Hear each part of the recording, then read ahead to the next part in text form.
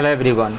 इस वीडियो में मैं आज के the Hindu, Indian express, economic times, business standard, Hindustan times और दैनिक जागरण न्यूज़पेपर, साथ ही पीआईबी के वेबसाइट से टॉप 20 करंट अफेयर्स के MCQs को मैं डिस्कस करने जा रहा हूं। तो चलिए शुरू करते हैं। क्वेश्चन नंबर 1 है, ये द हिंदू से लिए गए हैं। अंतर्राष्ट्रीय बाघ दिवस यानी इंटरनेशनल टाइगर डे और भारत में बाघ संरक्षण के संदर्भ में निम्नलिखित कथनों पर विचार कीजिए। प्रतिवर्ष 29 जुलाई को वैश्विक स्तर पर बाघों के संरक्षण हेतु जागरूकता फैलाने के लिए अंतर्राष्ट्रीय बाघ दिवस मनाया जाता है। ये बिल्कुल सही है, 29 जुलाई को ही बाघ दिवस मनाया जाता है, आज ही के दिन। भारत में प्रोजेक्ट टाइगर की शुरुआत वर्ष 1973 में की गई थी। प्रोजेक्ट टाइगर की शुरुआत बिल्कुल 1973 में की गई थी। राष्ट्रीय बाघ संरक्षण प्राधिकरण नेशनल टाइगर कंजर्वेशन अथॉरिटी द्वारा की गई थी, नहीं, इसका गठन 2005 में हुआ था। 2005 में हुआ था। ये 1973 तो सही है, इस कारण से हम इसको गलत कह सकते हैं। थर्ड है, विश्व की कुल जंगली बाघों यानी वाइल्ड टाइगर्स की आबादी का लगभग 70% से अधिक हिस्सा भारत में पाया जाता है। ये भी सही है, यानी 1 और 3 सही है। उपयुक्त कथनों में से कौन सा सही है? तो 1 और 3, बी ऑप्शन सही होगा। नेक्स्ट क्वेश्चन है, हाल ही में वित्तीय समीक्षा में चर्चा में रहे विश्व व्यापार संगठन यानी WTO के एग्रीमेंट ऑन एग्रीकल्चर के अंतर्गत एम्बर बॉक्स सब्सिडी के संदर्भ में निम्नलिखित कथनों पर विचार कीजिए। किसके बारे में है? एम्बर बॉक्स सब्सिडी के बारे में है। एम्बर बॉक्स के अंतर्गत उन सभी व्यापार विकृत यानी ट्रेड डिस्टॉर्टिंग कृषि सहायताओं को शामिल किया जाता है जो उत्पादन और व्यापार को प्रभावित करते हैं। बिल्कुल सही है। भारत द्वारा किसानों को दिया जाने वाला न्यूनतम समर्थन मूल्य और इनपुट सब्सिडी एम्बर बॉक्स के दायरे के अंतर्गत आता है। ये भी सही है। ग्रीन बॉक्स सब्सिडी पर WTO द्वारा सख्त वित्तीय सीमाएं लागू की जाती है, नहीं, ग्रीन बॉक्स पे कोई वित्तीय सीमाएं लागू नहीं की जाती है, तो ये गलत है। तीसरा गलत है, 1 और 2 सही है, तो केवल 1 और 2 राइट ऑप्शन ए होगा। नेक्स्ट क्वेश्चन है, स्मार्ट सिटीज मिशन और शहरी बुनियादी ढांचा विकास के संदर्भ में निम्नलिखित कथनों पर विचार कीजिए। यह आवास और शहरी मामलों के मंत्रालय द्वारा संचालित एक केंद्र प्रायोजित योजना है। ये बिल्कुल सही है। इसके तहत शहरों का चयन सिटी चैलेंज के प्रतियोगिता के माध्यम से किया गया था। ये भी सही है। इस मिशन का प्राथमिक उद्देश्य केवल नए ग्रीनफील्ड महानगरों का निर्माण करना था, नहीं, ये गलत है। स्मार्ट सिटी मिशन की शुरुआत कब की गई थी? ये 25 जून 2015 को शुरू की गई थी 100 सिटीज़ के लिए, 100 स्मार्ट सिटी के लिए। और एक क्वेश्चन है, बिहार में कौन कौन से सिटी स्मार्ट सिटी के मिशन के तहत चुने गए थे? कौन कौन से सिटी? ये BPSC के कई एग्जाम्स में पूछा गया है। कौन कौन से सिटी है? एक तो है पटना है। दूसरा कौन सा है? भागलपुर है, भागलपुर। तीसरा कौन सा है? मुजफ्फरपुर है। चौथा कौन सा है? बिहार शरीफ है, बिहार शरीफ है। तो 4 ये सिटी स्मार्ट सिटी मिशन के तहत ये चयन किए गए थे इसमें से। अब इस क्वेश्चन पे आते हैं तो 2 सही है, 1 और 2, तीसरा गलत है। इसमें क्या था कि पुराने जो शहर थे उन्हीं के पुनरुद्धार से संबंधित ये था, नए ग्रीनफील्ड महानगरों के निर्माण से संबंधित नहीं था, तो तीसरा गलत है। 1 और 2 सही है, तो ए ऑप्शन सही हो जाएगा, केवल 1 और 2। नेक्स्ट क्वेश्चन है, भारतीय रिजर्व बैंक द्वारा मौद्रिक नीति में उपयोग किए जाने वाले लिक्विडिटी एडजस्टमेंट फैसिलिटी LAF के संदर्भ में निम्नलिखित कथनों पर विचार कीजिए। फर्स्ट में है, LAF के तहत रेपो रेट और रिवर्स रेपो रेट दोनों ही शामिल होते हैं। बिल्कुल सही बात है, इसमें रेपो रेट और रिवर्स रेपो रेट दोनों ही शामिल होते हैं LAF के तहत। सेकंड है, इसका प्राथमिक उद्देश्य बैंकिंग प्रणाली में अल्पकालिक तरलता यानी शॉर्ट टर्म लिक्विडिटी को प्रबंधित करना है। ये भी सही है, तो इसमें से दोनों ही ऑप्शन सही है, दोनों ही स्टेटमेंट सही है, तो ऑप्शन सी सही होगा, 1 और 2। नेक्स्ट क्वेश्चन ये आज के बिजनेस स्टैंडर्ड से लिया गया है। भारत में insolvency and bankruptcy code IBC 2016 के संदर्भ में निम्नलिखित कथनों पर विचार कीजिए। IBC के तहत कॉर्पोरेट दिवाला समाधान प्रक्रिया की समयबद्ध समय सीमा निर्धारित की गई है। बिल्कुल, इसकी समय सीमा निर्धारित की गई है। कितनी समय सीमा इसकी निर्धारित की गई है? 330 डेज, 330 डेज, 330 डेज समय सीमा निर्धारित की गई। तो ये सही है। राष्ट्रीय कंपनी कानून न्यायाधिकरण, national company law tribunal corporate संस्थाओं के लिए न्याय निर्णयन प्राधिकरण के रूप में कार्य करता है। ये भी सही है। तो इसमें से दोनों ही ऑप्शन सही है, सी होगा 1 और 2, यानी दोनों ही स्टेटमेंट सही है। नेक्स्ट क्वेश्चन है, ये हिंदुस्तान टाइम्स में दिया हुआ है आज के। भारतीय संविधान में अनुच्छेद 243 के अंतर्गत गठित राज्य निर्वाचन आयोग यानी स्टेट इलेक्शन कमीशन के संदर्भ में निम्नलिखित कथनों पर विचार कीजिए। फर्स्ट कथन है, राज्य निर्वाचन आयुक्त की नियुक्ति संबंधित राज्य के राज्यपाल द्वारा की जाती है। ये बिल्कुल सही है।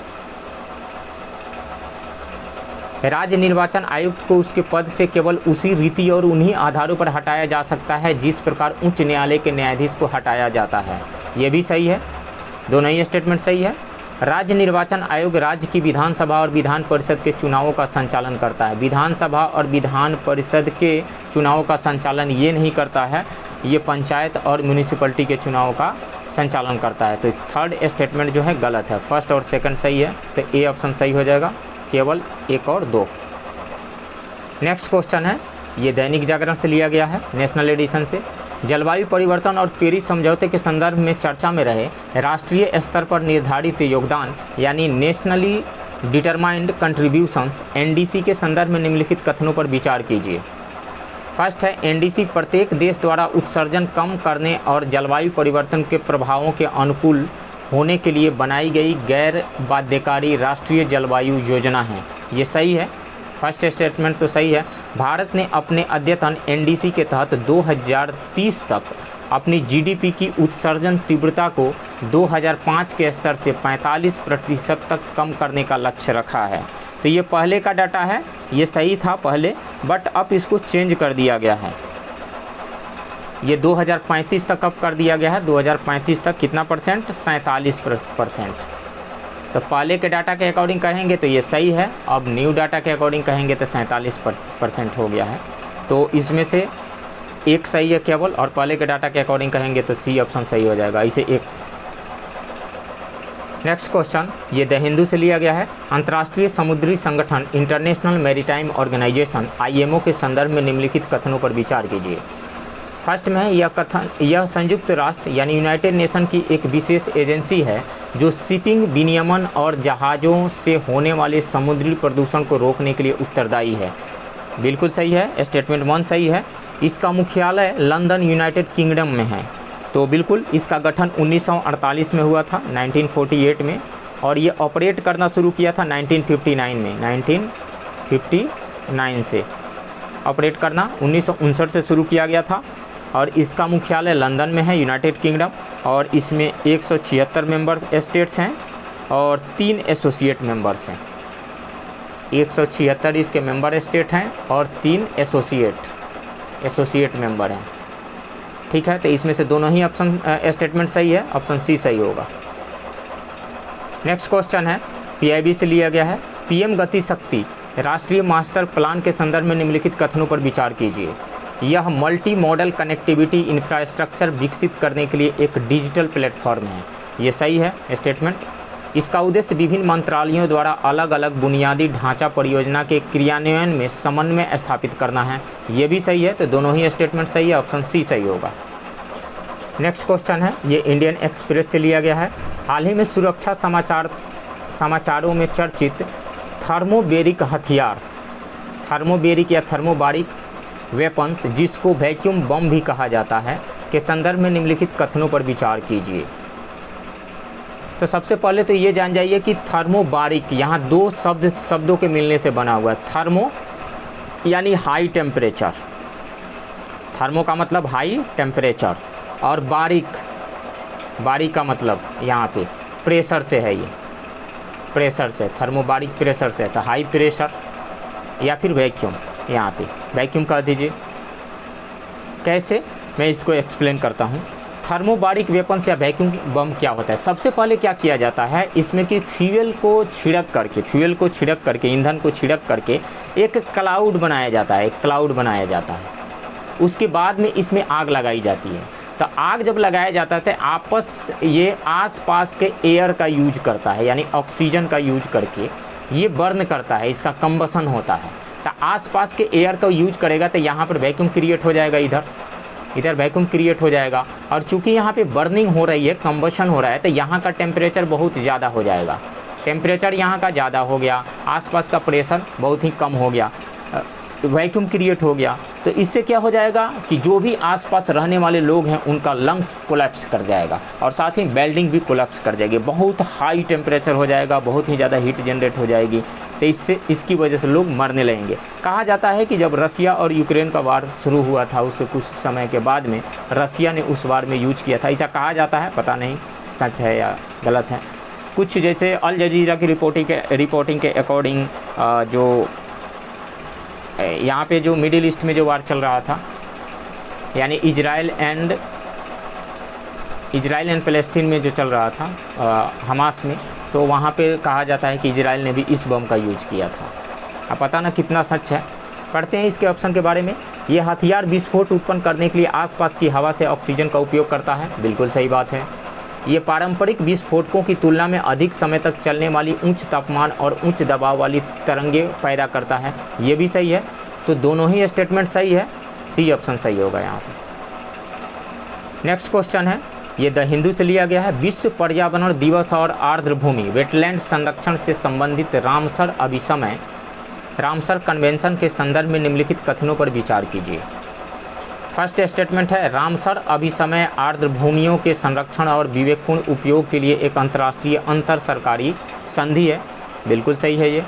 मॉन्ट्रेक्स रिकॉर्ड उन आर्द्र भूमियों की सूची है जहां पारिस्थितिक स्वरूप से परिवर्तन हुए हैं या होने की संभावना है, ये भी स्टेटमेंट है।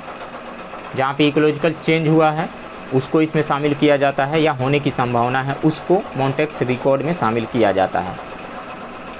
अब सबसे ज़्यादा इंपॉर्टेंट जो स्टेटमेंट है, भारत में लोकतक झील, मणिपुर का लोकतक झील इसमें मॉन्ट्रेक्स रिकॉर्ड में शामिल है। और केवलादेव राष्ट्रीय उद्यान राजस्थान का भरतपुर जिला में है, भरतपुर में ही है, भरतपुर सिटी में है ये केवलादेव राष्ट्रीय उद्यान, ये भी शामिल है। तो ये दोनों ही शामिल हैं यहाँ पे मॉन्ट्रेक्स रिकॉर्ड में। एक और शामिल था, कौन सा? लोकतक लेक तो शामिल है। चिल्का लेक शामिल था उड़ीसा का 1993 में, इसको बाद में फिर से 2002 में रिमूव कर दिया गया था। तो अभी दो ही हैं। केवलादेव को कब शामिल किया गया था? ये 1990 में शामिल किया गया था। और इसके अलावा मणिपुर का लोकतक झील को कब शामिल किया गया था? तो इसको शामिल किया गया था 1993 में। और चिल्का को 1993 में शामिल किया गया था, बाद में इसको 2002 में हटा दिया गया था। तभी दो ही हैं, तो तीनों ही स्टेटमेंट यहाँ से सही है, डी ऑप्शन सही होगा 1, 2, 3। नेक्स्ट क्वेश्चन है, पीआईबी से लिया गया है। उत्पादन आधारित प्रोत्साहन 2.0 PLI 2.0 IT हार्डवेयर योजना के संदर्भ में निम्नलिखित कथनों पर विचार कीजिए। इस योजना का लक्ष्य भारत में laptop, tablet, all in one PC और सर्वर के घरेलू विनिर्माण को बढ़ावा देना है, बिल्कुल सही है। यह इलेक्ट्रॉनिक्स और सूचना प्रौद्योगिकी मंत्रालय द्वारा कार्यान्वित की जा रही है, ये भी सही है, दोनों ही स्टेटमेंट सही है। अच्छा, PLI कब ये लॉन्च कब किया गया था? तो PLI ये 1.0 ये 2020 में किया गया था, 2020 में। और 2021 में इसमें hardware, computer hardware, IT hardware को शामिल कर लिया गया था, IT हार्डवेयर को शामिल कर लिया गया था। और PLI 2.0 ये कब लॉन्च किया गया था? ये लॉन्च किया गया था 2023 में, PLI 2.0। तो इसमें से दोनों ही स्टेटमेंट सही है, सी ऑप्शन सही होगा। ये क्वेश्चन इकोनॉमिक टाइम्स से लिया गया है, इकोनॉमिक टाइम्स के न्यूज से लिया गया है। भारत में चालू खाता घाटा यानी करेंट अकाउंट डेफिसिट CAD के संदर्भ में निम्नलिखित कथनों पर विचार कीजिए। CAD तब होता है जब किसी देश द्वारा वस्तुओं, सेवाओं और हस्तांतरण का कुल आयात उसके कुल निर्यात से अधिक हो जाता है। बिल्कुल सही बात है। जो करेंट अकाउंट डेफिसिट है, करेंट अकाउंट के अंतर्गत कौन कौन सी चीज़ें आती है? करेंट अकाउंट के अंतर्गत कौन कौन सी चीज़ें आती है? एक तो ट्रेड ऑफ गुड्स आती हैं, गुड्स का ट्रेड, सर्विसेज का ट्रेड, सर्विसेज का ट्रेड, और तीसरा क्या इसमें आता है? ट्रांसफ़र पेमेंट आता है। ट्रांसफ़र पेमेंट, ट्रांसफ़र पेमेंट में क्या आ गया? जैसे रेमिटेंसेस हो गए, गिफ्ट हो गया, ग्रांट्स हो गए, ये ट्रांसफ़र पेमेंट के अंतर्गत आते हैं। तो 3 चीज़ें आती है इसमें। और करेंट अकाउंट डेफिसिट कब हो जाता है? जब हम ज़्यादा इंपोर्ट करते हैं और कम एक्सपोर्ट करते हैं, तब वैसी स्थिति में करेंट अकाउंट डेफिसिट होता है। तो फर्स्ट स्टेटमेंट सही है। विदेशों में कार्यरत भारतीय नागरिकों द्वारा भेजी गई प्रेषित धनराशि यानी रेमिटेंसेस को चालू खाते का दृश्य यानी इनविजिबल मद में शामिल किया जाता है। बिल्कुल सही है, इसमें शामिल किया जाता है। तो ये दोनों ही स्टेटमेंट सही है, सी ऑप्शन सही होगा। नेक्स्ट क्वेश्चन है, ये बिजनेस स्टैंडर्ड से लिया गया है। भारतीय प्रतिभूति और विनिमय बोर्ड सेबी द्वारा संचालित T+1 settlement cycle, T+1 settlement cycle के संदर्भ में निम्नलिखित कथनों पर विचार कीजिए।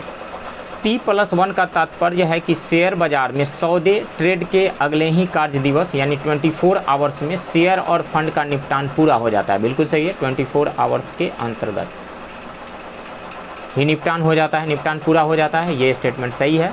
भारत शेयर बाजार में T+1 सेटलमेंट को पूरी तरह से लागू करने वाला दुनिया का दूसरा देश बन गया। बिल्कुल फर्स्ट में है चाइना, फर्स्ट में है चाइना T+1 को लागू करने वाला, सेकंड में है इंडिया। तो इसमें से दोनों ही स्टेटमेंट सही है, सी ऑप्शन सही होगा। नेक्स्ट क्वेश्चन है, इंडियन एक्सप्रेस के न्यूज़ से लिया गया है। भारतीय संविधान के अनुच्छेद 142 के अंतर्गत सर्वोच्च न्यायालय की शक्तियों के संदर्भ में निम्नलिखित कथनों पर विचार कीजिए।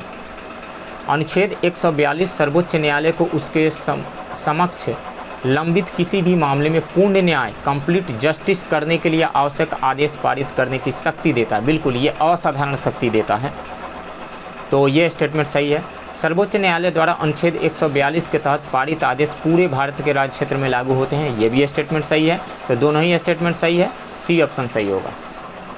नेक्स्ट क्वेश्चन है, दैनिक जागरण के नेशनल एडिशन से लिया गया है। हाल ही में समाचारों में रहे लंप स्किन डिजीज यानी LSD के संदर्भ में निम्नलिखित कथनों पर विचार कीजिए। फर्स्ट है, यह मुख्य रूप से मवेशियों, गायों और भैंसों को प्रभावित करने वाली एक जीवाणु बीमारी है। नहीं, बैक्टीरियल बीमारी नहीं है, ये वायरल इन्फेक्शन है, वायरस से होता है, वायरस से।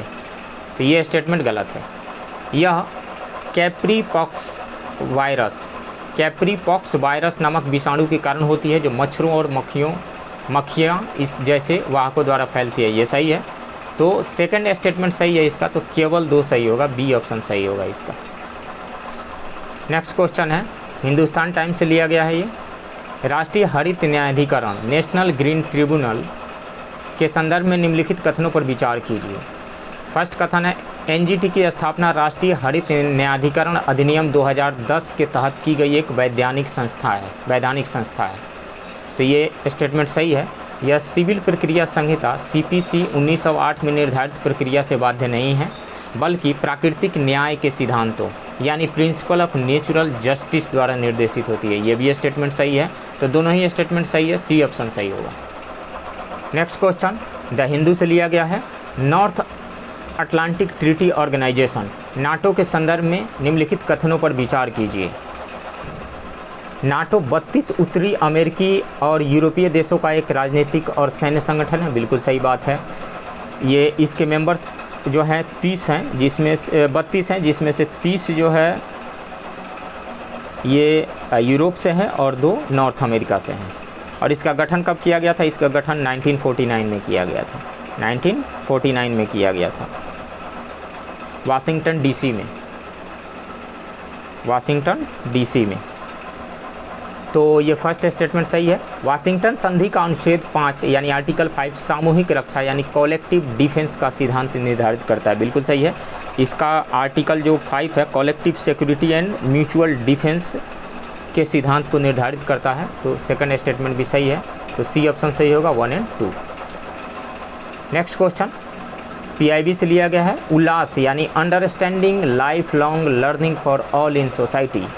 पहल के संदर्भ में निम्नलिखित कथनों पर विचार कीजिए। यह शिक्षा मंत्रालय द्वारा 15 वर्ष और उससे अधिक आयु के वयस्कों में बुनियादी साक्षरता और जीवन कौशल को बढ़ावा देने के लिए शुरू की गई योजना है। बिल्कुल सही है यह राष्ट्रीय शिक्षा नीति 2020 की सिफारिशों के अनुरूप है। बिल्कुल सही है। ये कब लागू किया गया था? ये 2022 से 2027 5 सालों के लिए लागू किया गया है ये। तो इसमें से दोनों ही स्टेटमेंट सही है, ऑप्शन सी सही होगा। नेक्स्ट क्वेश्चन है, ये इकोनॉमिक टाइम्स से लिया गया है। हाल ही में खबरों में रहे सॉवरेन क्रेडिट रेटिंग के संदर्भ में निम्नलिखित कथनों पर विचार कीजिए। सॉवरेन क्रेडिट रेटिंग किसी देश की वित्तीय दायित्वों को पूरा करने की क्षमता और उसकी ऋण साख यानी क्रेडिट वर्दिनेस का मूल्यांकन है। ये सही है ये स्टेटमेंट। फिच, S&P और मूडीज ये 3 प्रमुख वैश्विक क्रेडिट रेटिंग एजेंसियां हैं। ये भी सही है, दोनों ही स्टेटमेंट सही है, ऑप्शन सी सही होगा 1 और 2।